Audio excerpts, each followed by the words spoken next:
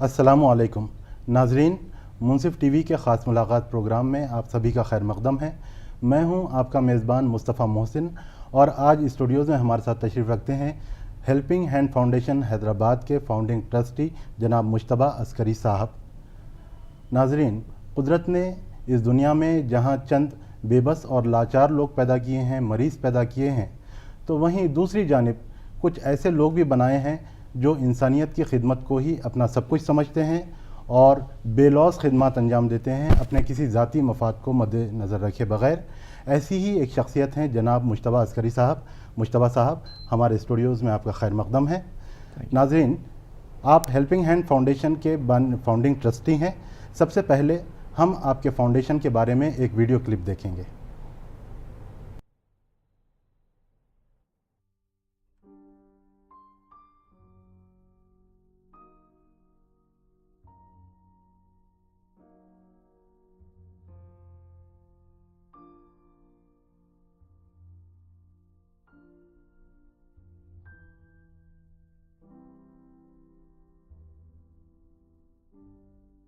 कहाँ से आए आप? हम लोग बाबानगर फुलबाग से आए। दोनों आँखों की बिनाई चले गई। कितने परसेंटेज? 100% है साहब मेरे को।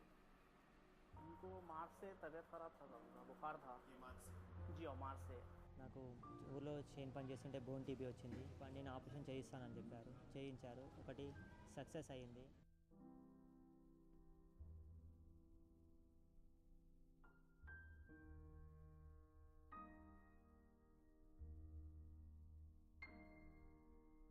Our work essentially is around healthcare.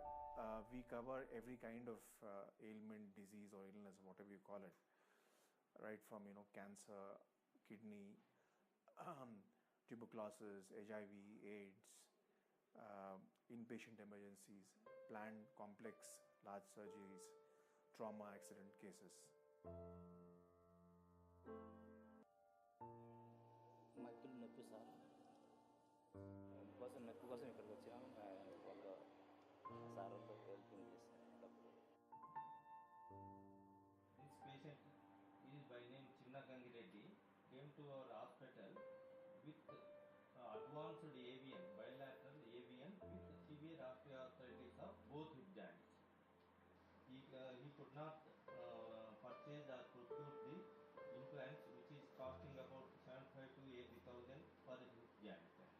And once again we approached the helping hand. With their help we did surgery in the last week and we did successfully. We have tie-ups with all hospitals, almost all hospitals, government, non-government, tertiary, corporate, all hospitals. And what tie-ups mean in some hospitals is like an insurance. The patient walks in and walks out, and then we foot his bill. Doctor को बताया 15 दिन जो है सो hospital में। फिर उसके बाद उनको बुखार कम नहीं होने की वजह से टेस्टा लिखाने लगाए। टेस्टा कराए तो ये AML प्रॉब्लम है बोल के मालूम था। थोड़ा लोन, थोड़ा कर्जा लिए। अभी तक 7.5 लाख रुपये, 6.5 लाख रुपये खर्चा हुआ था। और अभी आप हेल्पिंग हैंड फाउंडेशन से भी हमारे को मदद मिला sir. What we do is when the patient comes in, we always request them to come with medical records. We do the initial screening and then we assess the complexity of the case, who's the right doctor to handle this and who's the right which is the right hospital. So we choose depending on the economic background, the financial status, and the complexity of the problem which they come with. We have a complete arrangement with the hospital. Patient whom we refer there after he's registered here is completely taken from the time of admission to discharge, including his attendants say the canteen access, the access to medicines there.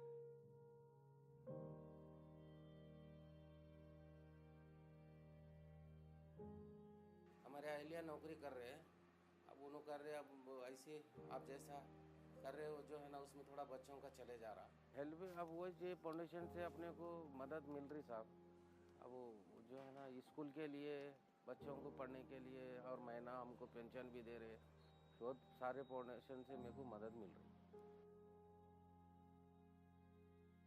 Our next objective or our next mission is to actually get into this preventive health care. That we want to educate people, we want to sensitize people, especially the children. So Helping Hand Foundation in the coming year will focus on preventive health care as a central theme. At this juncture, I would like to extend my request to my colleagues and able doctors to come forward and do service and support the Helping Hand Foundation in continuing their services to the mankind. At the end of it, there's a deep sense of spirituality, there's a deep sense of satisfaction, there's a deep sense of happiness which comes out in serving, in helping this people and bringing back smiles on the face, seeing them happy, seeing them out of a particular situation gives me immense internal satisfaction. जी मुश्तबा अस्करी साहब, आपके इस video clip को देखने के बाद हमें ये मालूम होता है कि आपके फाउंडेशन के अगराज़ व मकासद क्या हैं। आप सबसे पहले हमें अपनी ज़िंदगी के बारे में बताएं, यानी आपकी पैदाइश कहाँ की है, आपने कहाँ तक तालीम हासिल की है और आपकी क्या मसरूफ़ियत रही है।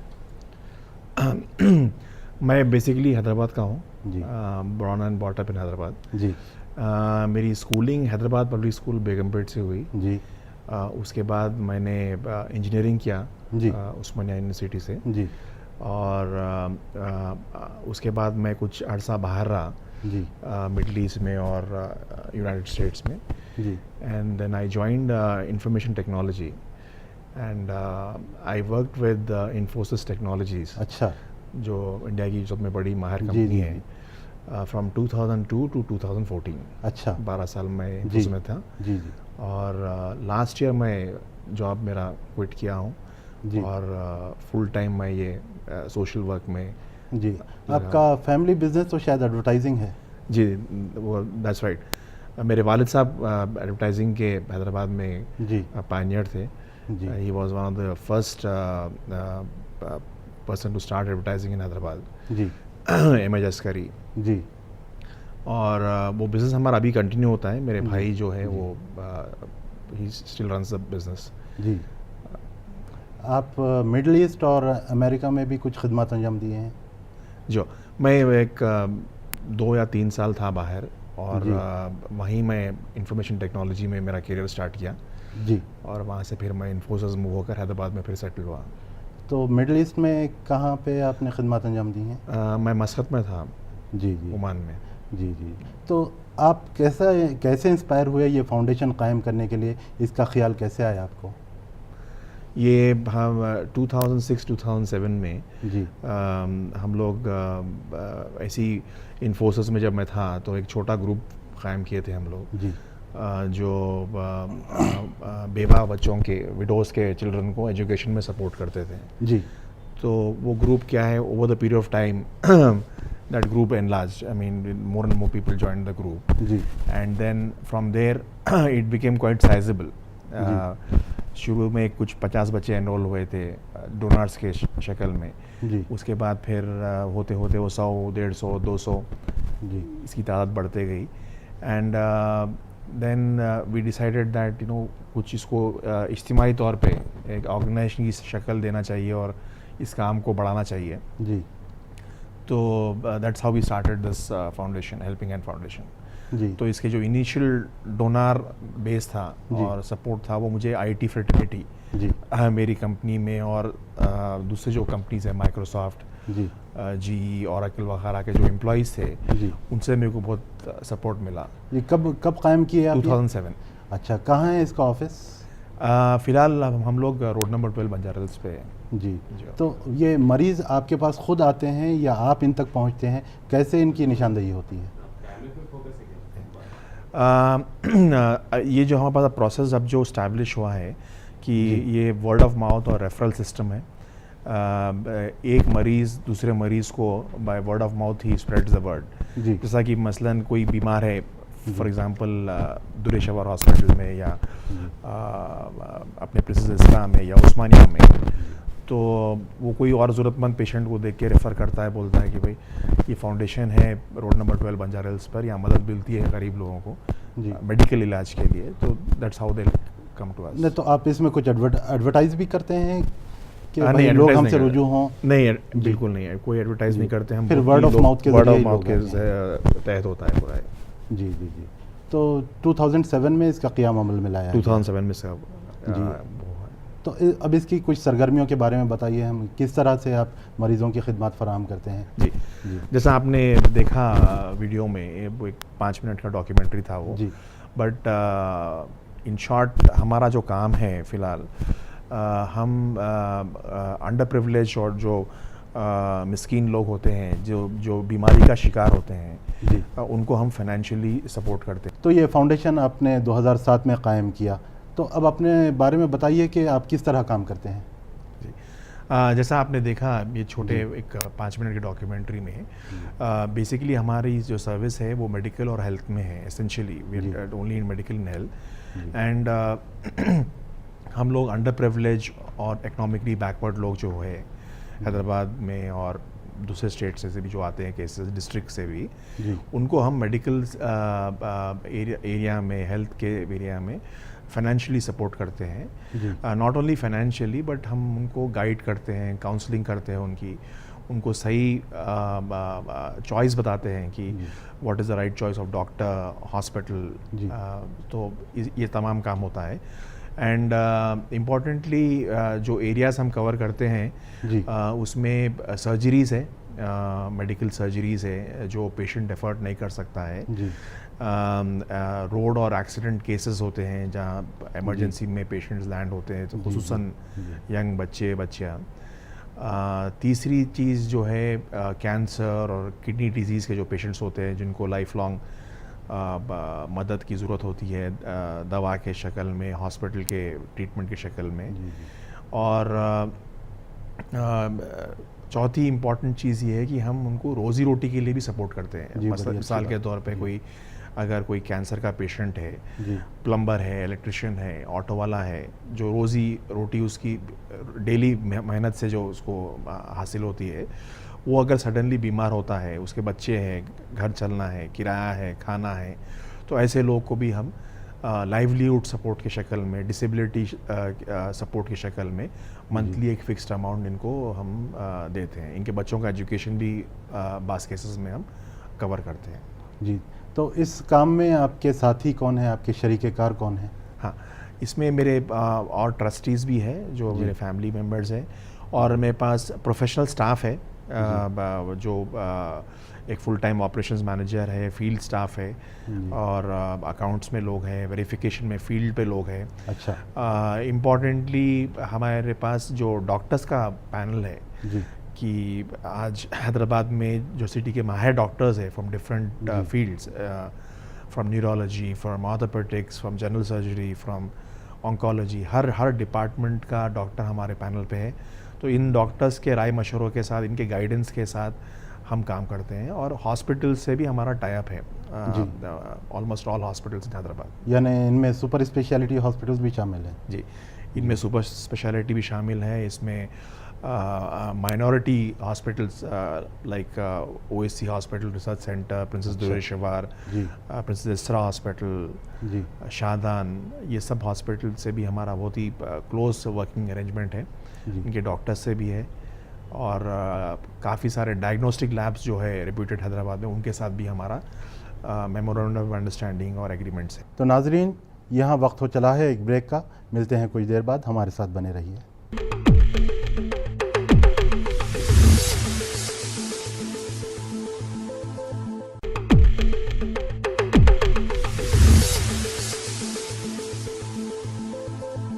ब्रेक के बाद प्रोग्राम ख़ास मुलाकात में आपका दोबारा इस्तकबाल है। हमारे साथ हैं जनाब मुश्तबा अस्करी साहब।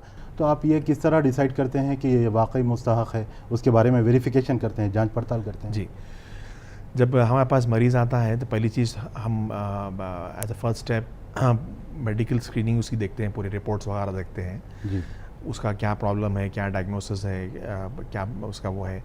उसके बाद हम उसकी माशी हालत देखते हैं, एज इकोनॉमिक बैकग्राउंड, कितने बच्चे हैं और घर किराए का है नहीं है, इसकी आमदनी का ज़रिया क्या है।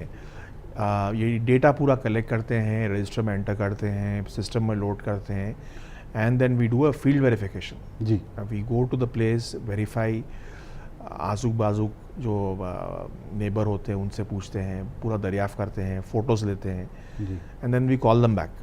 फिर आए पास सर उनको मेडिकल के जो उनका रिक्वायरमेंट है, या ऑपरेशन की ज़रूरत है, या कुछ प्रोसीजर की ज़रूरत है, या कुछ दवाओं की ज़रूरत है, बेस्ड ऑन दी बैकग्राउंड और उनकी हालात, वो हिसाब से हम पेशेंट को पैसे नहीं देते हैं, directly we remit to the hospital जहाँ हम इलाज कराते हैं उनका. जी नहीं, देखिए बाज़ केसेस इमरजेंसी के होते हैं, जैसा कोई सड़क हादसे का शिकार हो गया, रोड एक्सीडेंट, ऐसे में अगर आप वेरिफिकेशन करते रहें तो उस वक्त तो शायद मरीज बचे ही नहीं. हाँ, दैट्स अ गुड क्वेश्चन. जी इमरजेंसी में वेरिफिकेशन मुश्किल हो जाता है. जी इमरजेंसी में हम ये देखते हैं कि जैसे for example road accident case है, जवान बच्चा है, 17 साल 18 साल, रोड एक्सीडेंट में इंजरी हो गई, हॉस्पिटल में है. अनफॉर्चुनेटली क्या है कि most of this people land up in corporate hospitals which are very expensive. Yes. So वैसी सिचुएशन में आप दरियाफ़ करने का ना टाइम रहता है, ना उसमें वो सही टाइम होता ही नहीं है कि कुछ और करें. बिल्कुल. सो उस सूरत में हम ये करते हैं कि डॉक्टर से बात करके इसका बच्चे का जो भी पेशेंट है उसका कंडीशन क्या है, उसके प्रोग्नोसिस क्या है, जी कि वो बचने की उम्मीद है नहीं है, और तो वो सामान डिटेल्स गैदर कर हम लोग डायरेक्टली हॉस्पिटल में पेमेंट करते हैं और उनकी जो इमीडिएट ज़रूरत है उसको पूरी करने की कोशिश करते हैं. जी. तो क्या ऐसे लोग भी आपके पास आ सकते हैं जो मिडिल क्लास के हैं, यानी कुछ अफोर्ड तो कर सकते हैं लेकिन उसके बावजूद उनके पास इतने पैसे नहीं होते कि किसी इमरजेंसी की सूरत में वो हॉस्पिटल जा सकें? अगेन बहुत अच्छी बात कहा आपने कि ये सेगमेंट भी काफ़ी लोग आते हैं हमारे पास, और हम ऐसी लोगों की भी मदद करते हैं, इसलिए कि आजकल मेडिकल ट्रीटमेंट इतना एक्सपेंसिव हो गया है, खुसूसन कॉर्पोरेट हॉस्पिटल्स में, टेरिशरी हॉस्पिटल्स में, कि ये आम आदमी जो कॉमन मैन है उसके बस के बाहर है. जी बिल्कुल. तो अगर कुछ बड़ी बीमारी का शिकार हुआ उनके कोई किसी के घर में, और जहाँ खर्चा लाखों में आता है, तो पहली चीज़ हम ये करते हैं कि भाई गवर्नमेंट से क्या फंडिंग हो सकती है हमें. जी. मिसाल के तौर पे आरोग्यश्री स्कीम जो है हेल्थ केयर की, उसका फ़ायदा उठा सकते हैं. That's number 1. Number 2, we check for the CM relief fund. उसमें भी बहुत सारे लोगों को मदद मिलती है. ये दो स्कीम्स चेक किए बाद, थर्ड जो रहता है, हम ये मिडिल क्लास की जो लोग उनसे हम कहते हैं कि आपके दोस्त अहबाब रिश्तेदार वगैरह में कुछ आप लोग इंतज़ाम कर सकते हैं क्या, वो थर्ड एस्पेक्ट देखते हैं. फोर्थ एस्पेक्ट हमारा कॉन्ट्रीब्यूशन होता है. जी जी जी.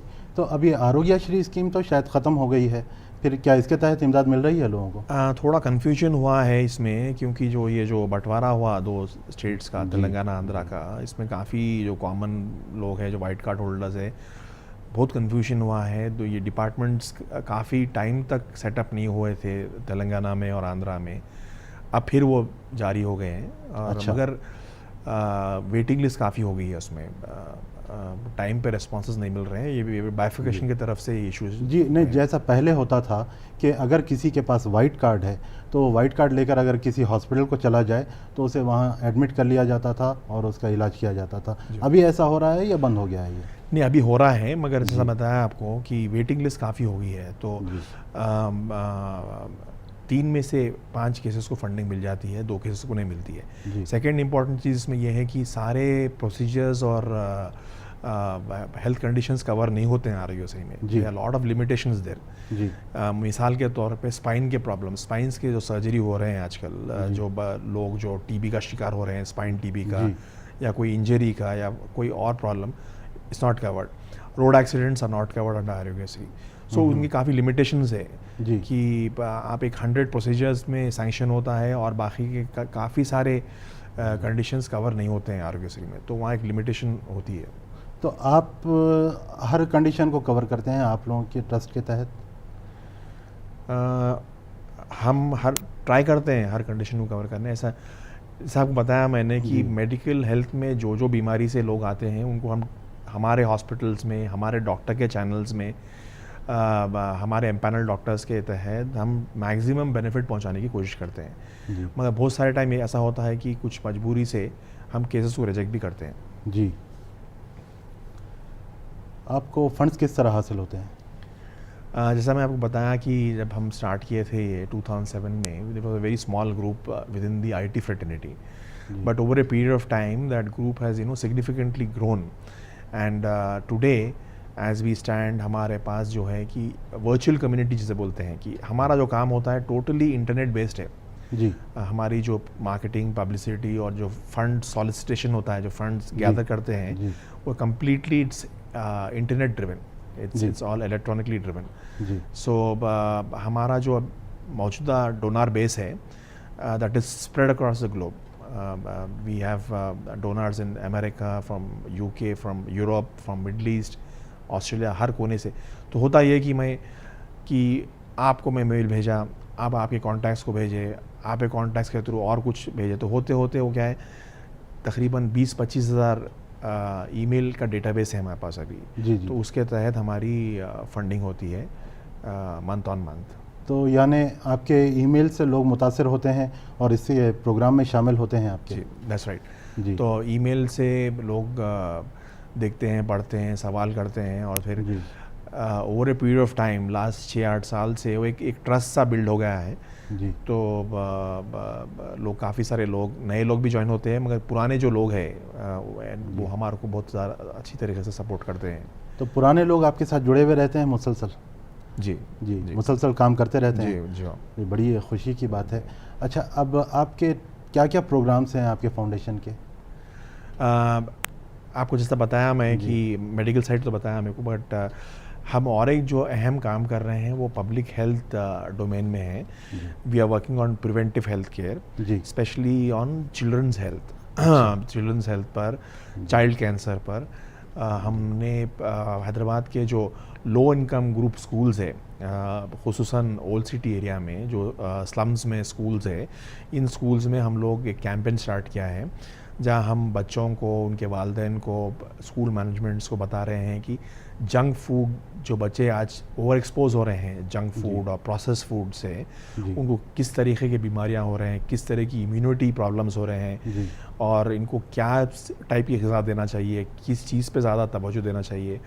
इस तमाम ये प्रोग्राम के तहत हम इनको ये बातें बता रहे हैं। और ये अभी स्टार्ट किया है हमने program recently, and we have covered about 20 schools so far, but we plan to cover about 60 odd schools in this coming months. And वो एक प्रोग्राम है।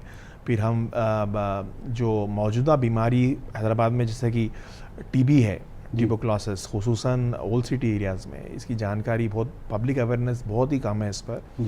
तो हम ऐसे कोई जो बीमारी, जो जैसे कि अब स्वाइन फ्लू चल रहा है, स्वाइन फ्लू का है, तो इसके क्या प्रिकॉशंस लेना चाहिए, क्या सही तरीके की इसमें क्या प्रिवेंटिव मेजर्स लेना चाहिए, इसकी जानकारी हम एक वर्कशॉप्स करते हैं हम periodically in hospitals, in schools, in colleges, and we have been doing this. We have done a program on the increase in brain and spine TB cases in old city of Hyderabad. Then we are doing a awareness campaign on swine flu, how to basically counter the virus, and ऐसे जो topics होते हैं जहाँ public को जानकारी से फ़ायदा होता है, वो प्रोग्राम्स को हम पिक कर जी पब्लिक तक हम मैसेज पहुँचाते हैं। तो क्या कुछ मेडिकल कैंप्स भी आप लोग कंडक्ट करते हैं? मेडिकल कैंप्स नहीं किया हमने, बट इरादा है करने का। हमारे पास काफ़ी सारे रिक्वेस्ट है from other NGOs to conduct medical camps in madrasas, in low income schools, जहाँ काफ़ी सारे बच्चे एनीमिक है, काफ़ी सारे बच्चे टीबी का शिकार है। तो ये रिक्वेस्ट है हमारे पास और इंशाल्लाह करने का प्रोग्राम इरादा है। जी, तो फ़िलहाल आपकी जो सरगर्मियाँ हैं वो सरकारी हॉस्पिटल्स तक ही महदूद हैं या दूसरे हॉस्पिटल्स में भी, जैसा कि आपने अभी कुछ बताया था इस बारे में? अब हम गवर्नमेंट हॉस्पिटल से काम करने की पूरी कोशिश करते हैं। पेशेंट्स को एनकरेज करते हैं हम कि भाई गवर्नमेंट में जो हॉस्पिटल्स है, जो फैसिलिटीज़ है, उसका पूरा फ़ायदा उठाइए। ये हमारे पास एक तस्वुर बना है कि गवर्नमेंट हॉस्पिटल्स में इलाज सही नहीं होता है। ये बात सही नहीं है, वहाँ कुछ प्रॉब्लम्स है, कुछ लिमिटेशंस है, मगर वहाँ के जो डॉक्टर है, वहाँ के जो सर्जन्स है, बहुत माहिर है, बहुत अच्छी तरीके से, बहुत एक्सपीरियंस वाले लोग हैं। और हम पेशेंट्स को यही कोशिश करते हैं कि मैक्सिमम फ़ायदा उठाए गवर्नमेंट एस्टैब्लिशमेंट्स का। जी, तो नाजरीन, ये थे जनाब मुश्तबा अस्करी साहब। हमारी नेक तमन्नाएं और दुआएं आपके साथ हैं और हमें यकीन है कि आपकी बेलौस खिदमत से मुतासर होकर हम में से मज़ीद कुछ लोग ऐसे कामों के लिए आगे आएंगे, गरीबों की मदद करेंगे। वक्त हो चला है प्रोग्राम के अख्तिताम का, दीजिए इजाज़त, इंशाल्लाह फिर होगी मुलाकात।